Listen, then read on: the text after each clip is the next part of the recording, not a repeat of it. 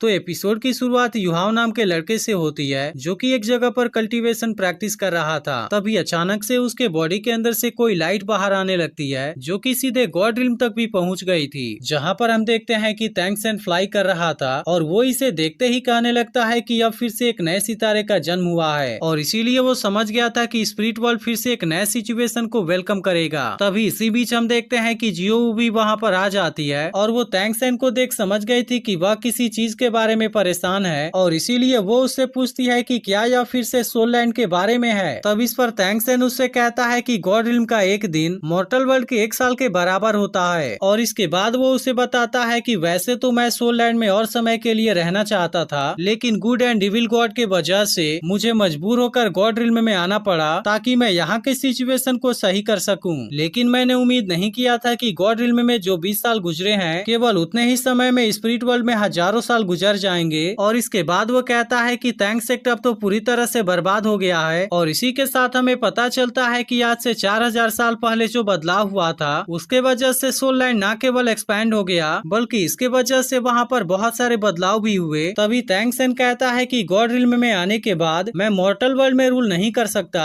और इसीलिए मैं केवल वहाँ पर होने वाले बदलाव को देख सकता हूँ। इसी के साथ हमें पता चलता है कि आज से 4000 साल पहले रियू वर्ल्ड सोल लैंड में क्रैश हो गया था, जिसके वजह से वहाँ पर एक बहुत ही बड़ी बैटल हुई। लेकिन भले ही थैंक्स सेक्ट के पास में बहुत सारे हिडन वेपन थे, लेकिन आखिरकार रियू एम्पायर ने उनको हरा दिया। अब इसी के साथ हमें पता चलता है कि सोल लैंड में पहले तो केवल 2 एम्पायर थे जिनका नाम टियानडू एम्पायर और जिंगलू एम्पायर था, लेकिन आज वो 4 एम्पायर में डिवाइड हो गया है। इसी के साथ हमें पता चलता है कि इतने सालों में वहाँ पर बहुत सारे बदलाव हुए और आखिरकार थैंक्स सेक्ट धीरे धीरे पूरी तरह से बर्बाद हो गया। लेकिन थैंक्सन कहता है कि मैं अपने थैंक्स सेक्ट को इस तरह से बर्बाद होते हुए नहीं देख सकता। तब इस पर जियो उससे कहती है कि तुम्हें इसके बारे में ज्यादा नहीं सोचना चाहिए। यह सुनकर थैंक्सन कहता है कि मैंने ही थैंक्स सेक्ट को क्रिएट किया था और इसीलिए मैं उसे इसी तरह से गायब नहीं होने दूंगा। इसके बाद वो उसे बताता है कि सोल लैंड में एक और नए सितारे का जन्म हुआ है और मुझे ऐसा लगता है कि वह थैंक्स सेक्ट से बहुत ज्यादा रिलेटेड है, लेकिन मैं उसके किस्मत के बारे में ज्यादा कुछ नहीं देख पाया क्योंकि वह बहुत ही ज्यादा मिस्टीरियस है। तभी इसी बीच हम देखते हैं कि इनकी डॉटर जियोची भी इसके बारे में सुनकर काफी खुश हो गई थी और कहने लगती है कि मैंने अपने पेरेंट्स को सोल लैंड के बारे में बहुत सारी बातें करते हुए सुना है। इसके बाद अगले सीन में हम एक बहुत बड़े मेंशन को देखते हैं जहां पर 2 सोल्जर पेट्रोलिंग करने के लिए निकले होते हैं। तभी हम देखते हैं कि यू हाओ यहीं पर किसी बात से उदास होकर खड़ा होता है, लेकिन इन दोनों सोल्जर की नजर जैसे ही उसके ऊपर जाती है वे दौड़ते हुए तुरंत उसके पास में आ जाते हैं। लेकिन जैसे ही इसमें से एक सोल्जर की नजर इसके पास में पड़े डैगर के ऊपर जाती है वो उससे कहने लगता है कि तुम तो यंग मास्टर दाई हो ना। लेकिन इसके बारे में सुनते ही यू हाओ गुस्सा हो जाता है और उनसे कहता है कि आज से मेरा सरनेम दाई नहीं बल्कि हुओ है। तभी दूसरा सोल्जर उससे कहता है कि क्या तुम इसके अंदर जाना चाहते हो। यह सुनकर यू हाओ इनसे कहता है कि आज मैं इंसानों को खाने वाले इस मेंशन को छोड़कर यहाँ से जाना चाहता हूँ। लेकिन अब इसके बारे में सुनते ही दोनों सोल्जर इसके ऊपर काफी गुस्सा हो गए थे और उससे कहने लगते हैं कि क्या तुम्हें पता भी है कि यह मेंशन किसका है और क्या तुम नहीं जानते कि इसका स्टेटस कितना हाई है। तब इस पर युहाओ कहता है कि मैं इसके बारे में बहुत अच्छे से जानता हूँ और इसके बाद वो अपने आई टेक्निक का यूज करके तुरंत यहाँ से गायब हो जाता है। इसके बाद हम देखते हैं कि इसके वजह से वे दोनों सोल्जर काफी हैरान हो गए थे और इनमें से एक सोल्जर कहने लगता है कि उसके पास में तो व्हाइट टाइगर डैगर था जो कि असल में ड्यूक का बैज है और इसीलिए वो सोचने लगते हैं कि क्या सच में वो हमारे ड्यूक का बेटा है। वहीं दूसरी तरफ हम देखते हैं कि ड्यूक अपने एक बड़े से आर्मी के साथ में यहाँ पर वापस आ रहा था और उसे देख ऐसा लग रहा था कि वह किसी चीज के बारे में सोचकर काफी परेशान है। तभी अचानक से उसे ऐसा लगता है कि यू हाओ उसके सामने है और इस बात से वो घबराते हुए जब अपने आँख को खोलता है तो उसके सामने कोई भी नहीं होता। लेकिन तभी हम देखते हैं कि यू हाओ तो असल में वही पेड़ के पीछे छुपा हुआ था और वो किसी बात की वजह से अपने फादर के सामने नहीं आना चाहता था। इसके बाद हम फ्लैशबैक में देखते हैं कि यू हाओ की मदर को कोई लेडी डांट रही होती है और वो उससे कहती है कि अब तुम यहाँ पर नहीं रह सकती और इसीलिए वो इनको यहाँ से बाहर भेज देती है। जिसके बाद हम देखते हैं कि युहाओ की मदर उसे अपने साथ में लेकर वहाँ से बाहर आ गई थी, लेकिन युहाओ अब इस बात की वजह से बहुत ही ज्यादा गुस्सा हो गया था। तभी अगले सीन में हम देखते हैं कि युहाओ के मदर की तबीयत खराब होती है और इसके वजह से वो अचानक से नीचे जमीन पर गिर जाती है। यह देखते ही युहाओ तुरंत अपने मदर के पास में आता है, जिसके बाद उसकी मदर उसे व्हाइट टाइगर डैगर देते हुए कहती है कि तुम मत रो क्योंकि तुम ड्यू के बेटे हो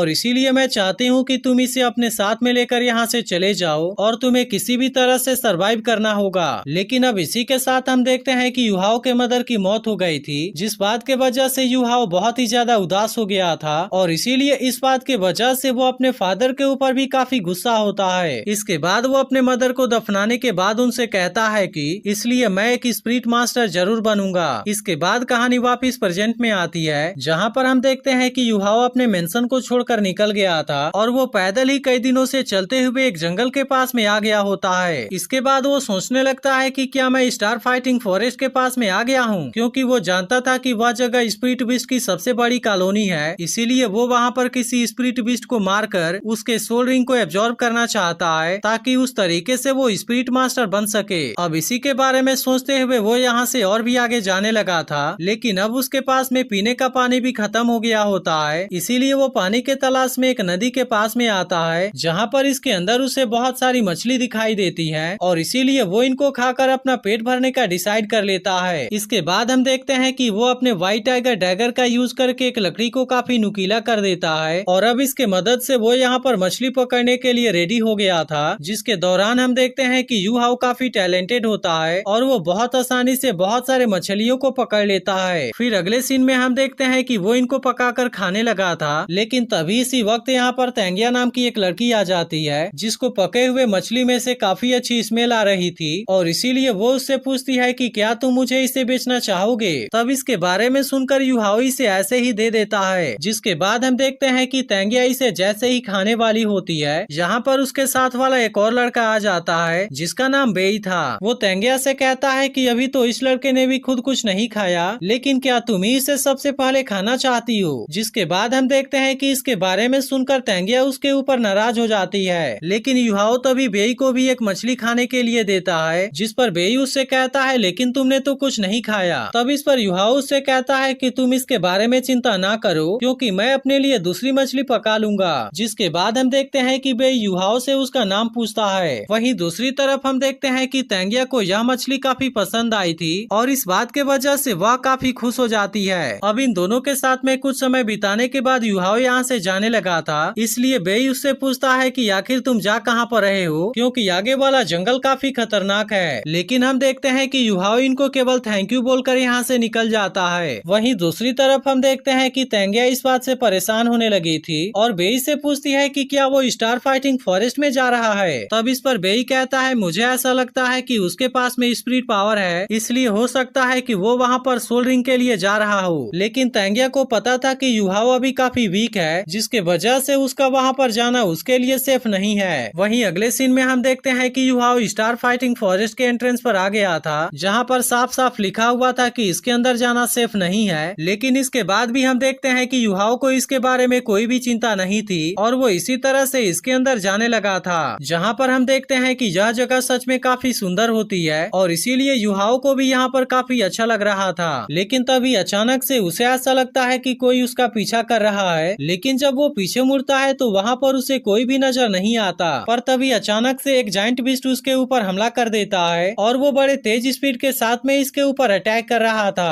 अब इस बात के वजह से युहाओ भी काफी परेशान हो गया होता है और इसके बाद वो बीस्ट जैसे ही अपने पावर का यूज करके इसके ऊपर अटैक करने वाला था, युहाओ अपने पास वाले व्हाइट टाइगर डैगर का यूज करके इसके अटैक को रोकने की कोशिश करता है, लेकिन आखिरकार वो इसके सामने कुछ भी नहीं कर पाता और वो जायंट बीस्ट इसे अपने हाथों में पकड़ लेता है। जिसके बाद हम देखते हैं कि इस बात से युहाओ काफी परेशान हो गया था और जब वो जायंट बीस्ट उसे छोड़ने के लिए रेडी नहीं होता, तब युहाओ अपने पास वाले डैगर का यूज करके इसके ऊपर अटैक कर देता है। अब वैसे तो इसने उसके हाथों से खुद को आजाद करवा लिया था, लेकिन हम देखते हैं कि इसके अटैक के वजह से वो बीस्ट इसके ऊपर और भी ज्यादा गुस्सा हो गया होता है और वो बड़े खतरनाक तरीके से इसके ऊपर अटैक करने लगा था। पर तभी अचानक से हम देखते हैं कि युहाओ के बॉडी के अंदर भी कोई पावर जनरेट होने लगती है और इस तरह से वो इस बीस्ट को बहुत ही आसानी से मार गिराता है। लेकिन इसके साथ में फाइट करने की वजह से वह काफी थक गया था और इसीलिए वो वहीं पर बैठकर आराम करने लगता है। तभी वो देखता है कि उस बीस्ट के अंदर से एक बहुत ही शानदार सोल रिंग बाहर आती है, लेकिन असल में इस वक्त युहाओ के पास में उतनी ज्यादा एनर्जी नहीं बची थी, जिसके वजह से वो इसे अब्जॉर्ब भी नहीं कर सकता था। लेकिन तभी हम देखते हैं कि इसके अंदर से एक स्पिरिट बीस्ट बाहर आता है, जिसके पास में आइस वाली पावर थी और इसे देख युहाओ भी पूरी तरह से हैरान हो गया था। इसके बाद हम देखते हैं कि वो प्यारा सा स्पिरिट बीस्ट इसके सामने आ गया था, लेकिन इसके आइस पावर के वजह से फ्रीज होकर युहाओ वहीं पर बेहोश हो जाता है। इसके बाद हम देखते हैं कि वो स्पिरिट बीस्ट बहुत ही ज्यादा खुश हो गया होता है, क्योंकि आखिरकार आज उसे काफी टाइम के बाद इंसानों वाला स्पिरिचुअल एट्रीब्यूट मिला था।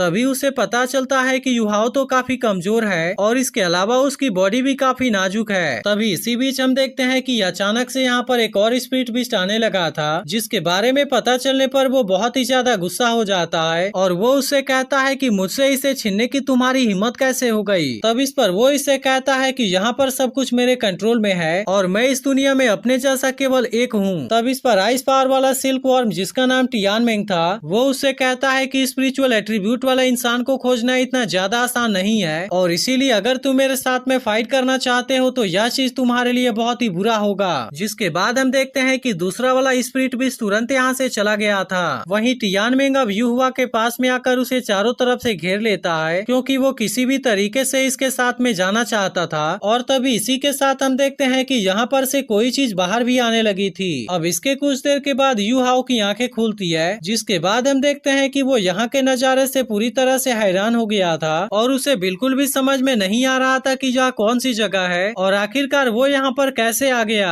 तभी टियानमेंग उससे कहता है कि यह तुम्हारा सोल सी है और आने वाले समय में यह मेरा घर भी होगा। लेकिन अब इस आवाज के बारे में सुनकर युहाओ पूरी तरह से हैरान हो गया था और उसे समझ में नहीं आ रहा था कि आखिर उससे बातें कौन कर रहा है। अब इस बात के वजह से उसे ऐसा लगने लगा था कि शायद वो किसी सपने में है। लेकिन तभी टियानमेंग उससे कहता है कि अगर यह कोई सपना भी होता तो क्या तुम इस बात से खुश नहीं होते। और इसके बाद वो उसे बताता है कि यह तुम्हारा सोल वर्ल्ड है। लेकिन युहाओ इसके बारे में कुछ भी नहीं जानता था, जिस पर टियानमेंग उससे कहता है कि तुम तो सच में बहुत ही बड़े स्टूपिड हो। और फिर वो उसे बताता है कि मैंने तुम्हारे मेमोरी को प्रिंट कर लिया है। इसी के साथ वो उसे बताने लगता है कि तुम्हारी आंखें, जिसे स्पिरिचुअल आई भी कहा जाता है, अगर तुम उसके पावर का यूज करना चाहते हो तब इसके लिए तुम्हें सोल पावर को चेंज करके स्पिरिचुअल पावर बनना होगा, जिसके बाद तुम इसे अपने स्पिरिचुअल आई से रिलीज कर पाओगे। इसी के साथ वो इसे बताता है कि तुम्हारे स्पिरिचुअल आई के पीछे ब्रेन में एक स्पेशल लोकेशन है। जिसके बाद हम देखते हैं कि टियानमेंग इसे अपने बारे में बताता है और वो इसे बताता है कि मैं पूरे सोल लैंड में 10 लाख साल पुराना इकलौता स्पिरिट बीस्ट हूँ और इसी के साथ साथ मैं पूरे हिस्ट्री में पहला विजडम सोल रिंग हूँ। इसके बाद हम देखते हैं कि टियानमेंग पूरी तरह से युहाओ के सामने आ गया था। तभी युहाओ से कहता है कि तुम तो 10 लाख साल पुराने स्पिरिट बीस्ट हो, लेकिन आखिरकार तुमने मुझे क्यों चूज किया, क्योंकि मैंने तो सुना था कि पहला सोल रिंग 400 साल से ज्यादा पुराना नहीं होना चाहिए। तब इस पर टियानमेंग उससे कहता है कि तुम्हें क्या लगता है कि मैं तुम्हें चूज करना चाहता हूँ, लेकिन अगर मैं ऐसा नहीं करूँगा तो मेरी लाइफ खत्म हो जाएगी। इसके बाद वो उससे कहता है कि मैं इसके प्रोसेस के बारे में बाद में तुम्हें बताऊंगा और वो सबसे पहले इसे अपने द्वारा यहाँ पर लगाए हुए 10 सील को दिखाता है और फिर उससे कहता है कि इसमें फर्स्ट सोल रिंग की पावर भी है, जिसे कि मैंने तुम्हें दिया है। तब इसके बारे में सुनकर युहाओ काफी एक्साइटेड हो जाता है और उससे पूछता है कि क्या मेरे पास में पहले से ही एक सोल रिंग है। तब इस पर टियानमेंग भी उससे कहता है कि हाँ, लेकिन क्योंकि पहली सोल रिंग 400 साल से ज्यादा पुरानी नहीं होनी चाहिए, इसीलिए तुम्हारे भी पहले सोल रिंग की असली पावर 400 साल की है। लेकिन जैसे जैसे तुम ब्रेक थ्रू करते जाओगे उसी के साथ साथ तुम्हारी फिजिकल पावर भी बढ़ती जाएगी और इसके अलावा तुम्हारे सोल रिंग की लाइफ स्पैन भी बढ़ती जाएगी। यह सुनकर युहाओ से पूछता है कि क्या सोल रिंग की पावर चेंज हो सकती है। तब इस पर टियानमेंग उससे कहता है कि मैंने तुम्हें जो फर्स्ट सोल रिंग दिया है वो न केवल तुम्हारे फिजिकल कंडीशन के साथ में इवॉल्व होगा, बल्कि वह तुम्हें 4 सोल टेक्निक भी दे सकता है। पर तभी टियानमेंग कहता है कि वैसे तो मेरे पास में कोई भी सोल बोन नहीं है, इसीलिए मुझे इसके साथ में एक गार्डियन सोल को भी ऐड करना पड़ा। तब इसके बारे में सुनकर युहाओ भी काफी एक्साइटेड हो गया था। जिसके बाद टियानमेंग उससे कहता है कि मैंने तुम्हें आइस एट्रीब्यूट वाला गार्डियन सोल दिया है, जो कि अभी पूरी तरह से फॉर्म नहीं हुआ और इसीलिए जैसे ही तुमने आइस एट्रीब्यूट वाले सोल रिंग को एब्जॉर्ब कर लिया था उसी के साथ तुम्हारे गार्डियन सोल ने भी अपना शेप ले लिया था। इसीलिए फ्यूचर में तुम्हें बहुत ही केयरफुल होकर सोल रिंग को चूज करना होगा। जिसके बाद युहाओ से पूछता है कि आखिर मेरे 4 सोल टेक्निक क्या है, लेकिन इस पर टियानमेंग कहता है कि इसके बारे में तो तुम्हें खुद ही पता लगाना होगा। लेकिन इसी के साथ वो उससे कहता है कि तुम इसके बारे में ज्यादा एक्साइटेड मत होना, क्योंकि वो केवल सपोर्ट टाइप के सोल टेक्निक हैं, जिसके वजह से उनके पास में उतनी ज्यादा अटैक पावर नहीं है। इसके बाद वो उससे कहता है कि इसके बारे में तुम किसी से मत कहना और तुम केवल इतना बताना कि तुम्हारे पास में 1 सोल टेक्निक है। इसके बाद वो उससे कहता है कि अभी तुम्हें पावरफुल बनने के लिए काफी दूर तक तक जाना होगा।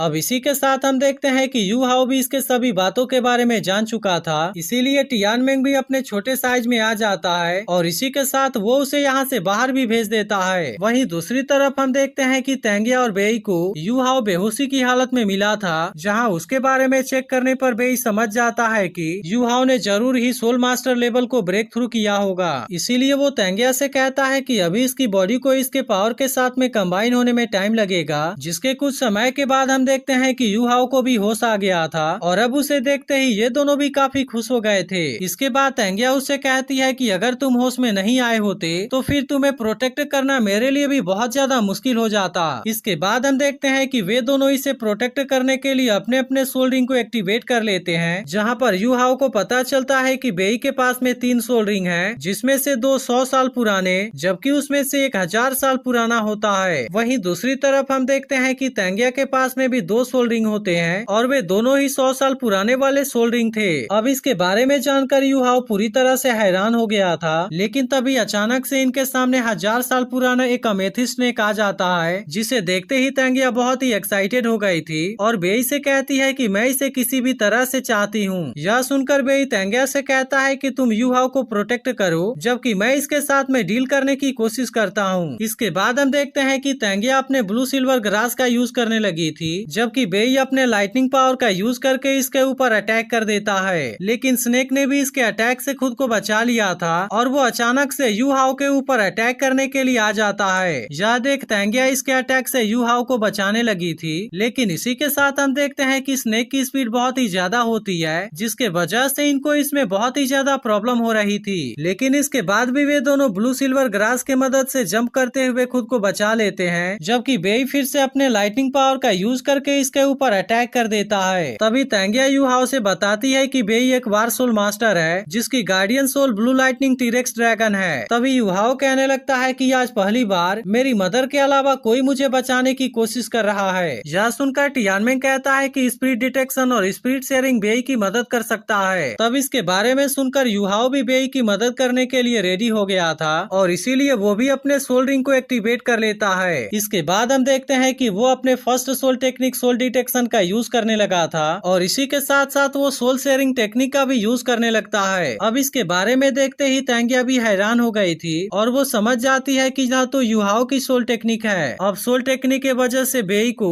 स्नेक का फास्ट मूवमेंट भी बहुत ही अच्छे तरीके से नजर आने लगा था, जिसके वजह से वो इसके अटैक को पहले से ही प्रेडिक्ट कर लेता है और इसीलिए अब वो अपने सबसे ताकतवर लाइटनिंग अटैक का यूज करने के लिए रेडी हो गया था। जिसके बाद हम देखते हैं कि उसका यह अटैक सच में बहुत ही ज्यादा पावरफुल होता है और इसीलिए स्नेक भी इसके सामने ज्यादा कुछ नहीं कर पाता और तेंगिया भी इसके साथ में मिलकर इसे बहुत आसानी से मार देती है। इसके बाद हम देखते हैं कि तेंगिया एक्साइटेड होते हुए इसके सोल रिंग को एब्जॉर्ब करने के लिए रेडी हो गई थी, लेकिन बेई को पता था कि इसमें यू हाओ के सोल टेक्निक ने बहुत ही ज्यादा मदद किया था, जिसके लिए वो उसे थैंक यू भी कहता है। इसी के साथ वो इसे बताता है कि तेंगिया अब लेवल 30 में पहुंचने वाली है, इसीलिए हम उसके लिए थर्ड सोल रिंग की तलाश में स्टार फाइटिंग फॉरेस्ट में आए हुए थे। लेकिन इस पर यू हाओ कहता है कि इसके लिए मुझे थैंक यू बोलने की जरूरत नहीं है, क्योंकि आखिरकार तुमने ही तो सबसे पहले मुझे बचाया था। लेकिन तभी वो बेई से पूछता है कि तेंगिया का गार्डियन सोल क्या है, जिस पर बेई उसे ब्लू सिल्वर ग्रास के बारे में बताता है। तब इसके बारे में सुनकर यू हाओ सोचने लगता है कि सी गॉड टैंक्सन के पास में भी ब्लू सिल्वर ग्रास वाला गार्डियन सोल था, क्योंकि यू हाओ जब छोटा था तब उसकी मदर ने उसे टैंक्सन के बारे में सब कुछ बताया था। इसीलिए वो भी जानता है कि टैंक्सन टैंक सेक्ट का पहला सेक्ट मास्टर है, जिसने की 7 श्रेक मॉन्स्टर्स को लीड किया था और वुहुन एम्पायर को पूरी तरह से बर्बाद कर दिया था, जिसके वजह से सोल लैंड के पैटर्न में बहुत सारे बदलाव हुए और आखिरकार जब उसने सोल लैंड मास्टर लेवल के बाउंड्री को ब्रेक थ्रू कर लिया तब उसके बाद से वो इमोर्टल बन गया था। जिसके बारे में सुनकर बेई कहता है कि तुमने बिल्कुल सही कहा और इसके बाद वो कहता है कि तेंगिया के पास में भी ब्लू सिल्वर ग्रास का बहुत ही अच्छा टैलेंट है, लेकिन फिर भी वो टैंक्सन के ब्लू सिल्वर एम्परर के सामने कुछ भी नहीं है। अब इस बात से यू हाओ को समझ में आ गया था कि तेंगिया ही टैंग सेक्ट की करंट सेक्ट मास्टर है, लेकिन इस फाइट में यू हाओ की भी बहुत सारी एनर्जी कंज्यूम हो गई थी, इसीलिए बेई अपने पावर का यूज करके उसे हील कर देता है। वहीं दूसरी तरफ हम देखते हैं कि तेंगिया ने भी अपने तीसरे सोल रिंग को सक्सेसफुली अब्सॉर्ब कर लिया था और अगली सुबह यू हाओ की जब आँख खुलती है तब तेंगिया उससे पूछती है कि क्या तुम मेरे टैंक सेक्ट को ज्वाइन करना चाहते हो। तब इसके बारे में सुनकर यू हाओ हैरान हो गया था और तेंगिया तेंगिया उसे बताती है कि तैंग सेक्टर पूरे सोल लैंड में नंबर 1 हुआ करता था और हमारे सेक्टर के सीक्रेट आर्ट तुम्हारे ट्रेनिंग के लिए बहुत ही सुटेबल है, जिसे कि सुवानटियान रिकॉर्ड के नाम से जाना जाता है। इसके बाद हम देखते हैं कि वो इसके कुछ सीक्रेट आर्ट के बारे में बताती भी है, जिसके बारे में सुनकर युहाओ तैंग सेक्टर को ज्वाइन करने के लिए रेडी हो गया था और कहता है कि मेरे पास में कोई भी फैमिली नहीं है और इसके अलावा मेरा टैलेंट भी तो बहुत ही खराब है और इसीलिए वो इनसे कहता है कि आज तो तुमने मेरी जान भी बचाई और इसके अलावा तुम मुझे अपने सेक्टर में शामिल भी करना चाहते हो, जिसके वजह से यह चीज मेरे लिए सबसे ज्यादा लकी है। और अब इस तरह से वो इनके साथ में ज्वाइन करने के लिए रेडी हो गया था। तब इसके बारे में सुनकर तेंगिया भी काफी खुश हो गई थी और कहती है कि हम एक साथ मिलकर तैंग सेक्टर के ग्लोरी को फिर से वापस जरूर लाएंगे। इसी के साथ वो युहाओ से कहती है कि यहाँ से बाहर जाने के बाद मैं तुम्हें एक बहुत ही बड़ा सरप्राइज देने वाली हूँ। इसके बाद हम देखते हैं कि तेंगिया बेई से मछली को पकड़ने के लिए कहती है, इसलिए बेई अपने लाइटनिंग पावर का यूज करके बहुत सारे मछलियों को पकड़ लेता है, जिसके बारे में देख युहाओ पूरी तरह से हैरान हो गया था। इसके बाद हम देखते हैं कि युहाओ इनको पकाता है और वे सब एक साथ में इसे एंजॉय करते हैं। लेकिन अगले दिन बेई युहाओ को तैंग सेक्टर के बहुत सारे सीक्रेट आर्ट के बारे में बताता है, जिसके बारे में जानकर युहाओ बहुत ही ज्यादा एक्साइटेड हो गया था। इसीलिए वो बेई से इनको सीखने की कोशिश भी करने लगा था, जहाँ पर हम देखते हैं कि शुरुआत में उसे काफी दिक्कत हो रही होती है, लेकिन इसके बाद भी बेई उसे लगातार सिखाने की कोशिश कर रहा था। इसी के साथ हम देखते हैं कि बेई भी इसमें इसकी मदद करने की पूरी कोशिश कर रहा था, क्योंकि उसे पता था कि युहाओ के मेरिडियंस बहुत ही ज्यादा नैरो हैं और इसके अलावा उसकी फिजिकल टैलेंट भी काफी खराब है। लेकिन इसके बाद भी हम देखते हैं कि बेई इसमें उसकी पूरी मदद कर रहा था और इस तरह से आज वो बहुत समय तक एक साथ में एंजॉय करते हैं। इसके बाद हम देखते हैं कि वो युहाओ को लेकर श्रेक एकेडमी के सामने आ गए थे, जहाँ तेंगिया उसे बताती है कि यह पूरे वर्ल्ड में नंबर 1 एकेडमी है, जो कि असल में इनके रियल मास्टर का बर्थ प्लेस भी है। अब इसके वजह से हम देखते हैं कि युहाओ भी काफी हैरान हो गया था, क्योंकि अब वो श्रेक एकेडमी में जाने वाला है और इसके बाद एपिसोड यहीं पर एंड हो जाता है। तो अगर आप इसके अगले एपिसोड के लिए एक्साइटेड हो तो कमेंट करके जरूर बताना और अगर एक्सप्लेनेशन अच्छी लगी हो तो वीडियो को लाइक भी जरूर कर देना।